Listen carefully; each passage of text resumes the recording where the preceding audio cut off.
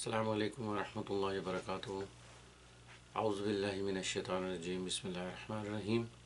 Allahumma arina al-haqqa haqqan warzuqna ittiba'ahu wa arina al-batila batilan warzuqna ijtinaba. Allahumma ighfir lana warhamna warda 'anna wa taqabbal minna wa adkhilna al-jannata wa najjina minan nar wa aslih lana sha'nana kullahu. Today inshallah we will recite another hadith, and very important hadith in the same section where Rasulullah has advised us to hold the Qur'an and the Sunnah. And this hadith is Sahih and being mentioned in multiple books of hadith, and the number in Mishkat Sharif is 165. Arbaz bin Sariya raziyallahu ta'ala anhu صلى بنا رسول الله صلى الله عليه وسلم ذات يوم ثم أقبل علينا بوجهه فوازعنا موعظة بالغة ظرفت منها العيون ووجلت منها القلوب فقال رجل يا رسول الله أكأن هذه موعظة موده فأوصنا فقال أوصيكم بتقوى الله والسمع والطاعة وإن كان عبدا حبشيا فإنه من يعيش منكم بعدي فسيرى اختلافا كثيرا فعليكم بسنتي وسنة الخلفاء الراشدين المهديين تمسكوا بها وعضوا عليها بالنواجذ وإياكم ومحدثة الأمور فإن كل محدثة بدعة وكل بدعة ضلالة. So in this beautiful hadith, Arbaz bin Sariya raziyallahu ta'ala anhu has said that one day Rasulullah performed prayers with us and then turned his beautiful face towards us and give us the waz and the nasiha in a very unique way. And it was such that we started crying and our hearts were filled with fear. So one person said to Rasulullah that, Ya Rasulullah, it seems that this talk is a farewell talk.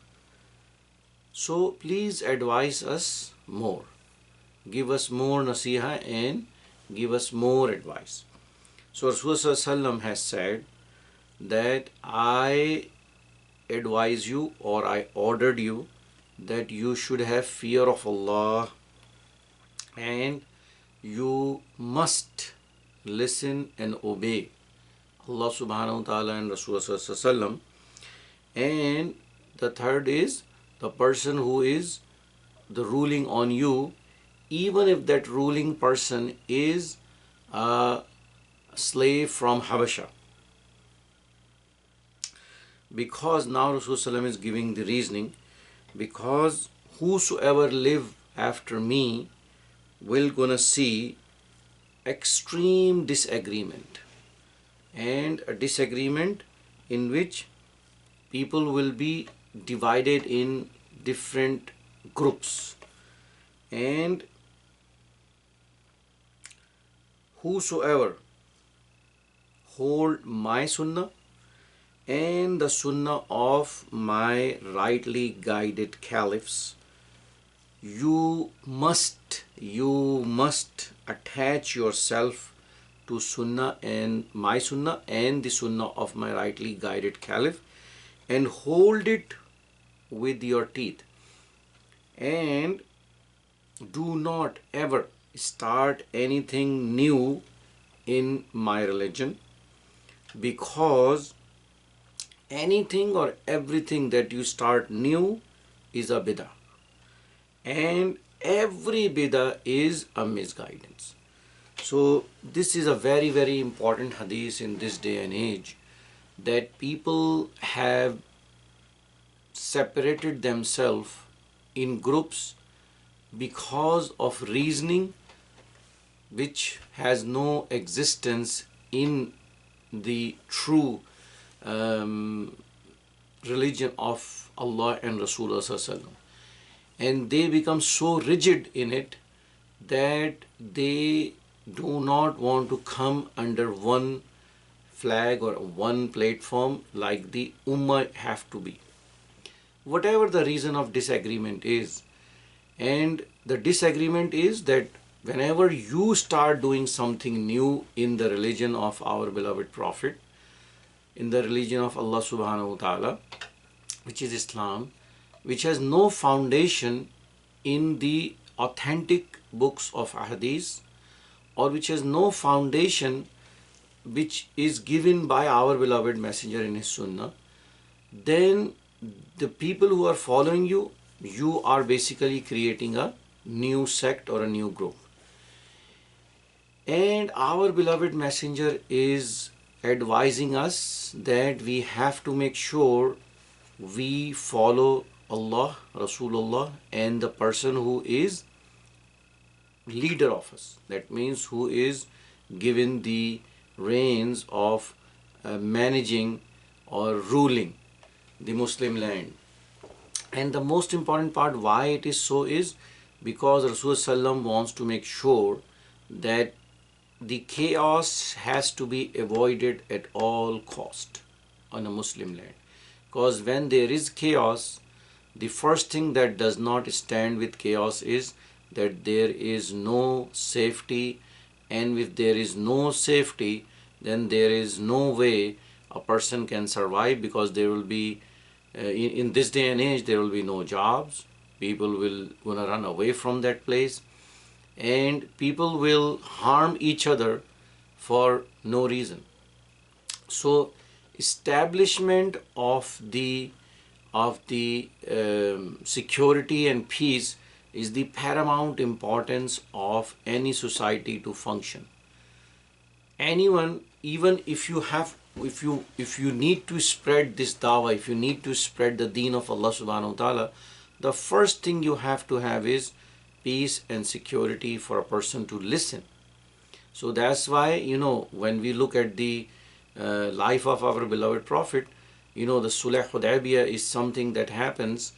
In reality, it looks like that it's a pact which is not in favor for Muslims. But Rasulullah wanted to have peace on the land first, because once the peace is established, look how quickly the Islam spread. So that's one. Number two is holding of Qur'an and Sunnah of our beloved Prophet, and the Sunnah of 4 rightly guided caliphs. Who are those? Abu Bakr Siddiq radiyallahu ta'ala anhu, Umar ibn Khattab radiyallahu ta'ala anhu, Usman ibn Affan radiyallahu ta'ala anhu, Ali al-Murtaza radiyallahu ta'ala anhu. So these 4 caliphs have to be, Rasulullah is saying they are rightly guided.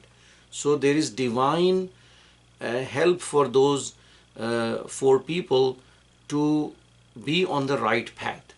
And we as the follower of Muhammad Rasulullah, we need to make sure that we avoid at all cost, na'uzubillah, criticizing them, or na'uzubillah, having any disagreement because of their actions, because they have done everything for the sake of Allah, Rasulullah, and to keep the ummah in one place. And saying something about them which is not appropriate. It is actually the farewell advice that one of the Sahabi is saying from our beloved Prophet, that how careful we need to be that we love all 4 of them, the 4 rightly guided caliphs. And then what Qur'an says about holding the Qur'an and the Sunnah, Allah says in Surah Maryam, ayah number 12, Ya khuzil kitaba biquwa, that you have to hold this Qur'an with extreme importance. Don't let go Qur'an and Sunnah on any kind of thing that come as a test to you. And Rasulullah is saying that how do you hold Qur'an and Sunnah? From your teeth.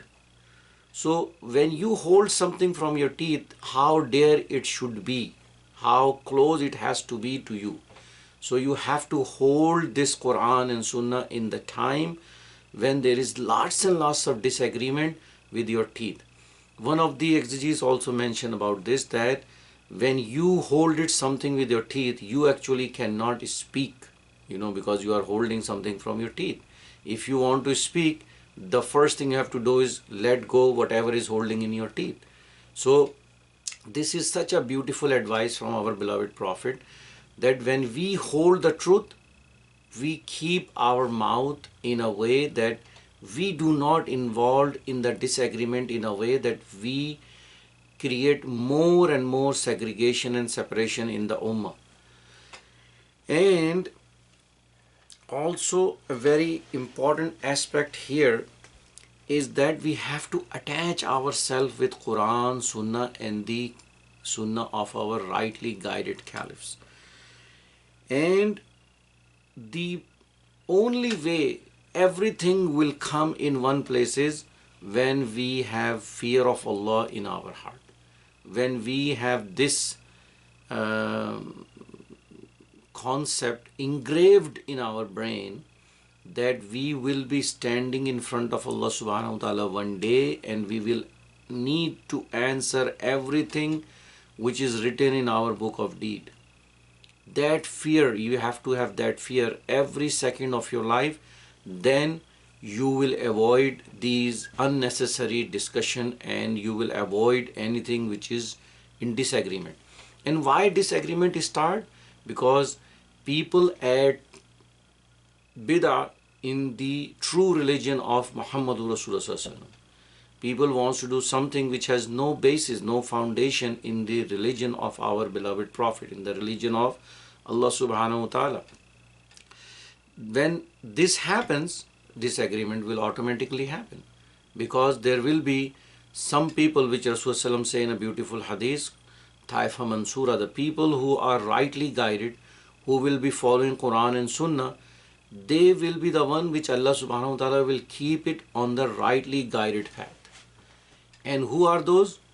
This is the basis that they will be rightly guided, that they will hold Quran, they will hold the authentic hadith of Muhammad Rasulullah, and they will follow the rightly guided caliphs, Abu Bakr Siddiq, Umar ibn Khattab, Usman ibn Affan, and Ali karamallahu wajh. So we have to be very careful. And the final advice is that when people have knowledge, those are the people, if they disagree, then they are the reason why people get separated, why people get segregated, and why people go into different groups.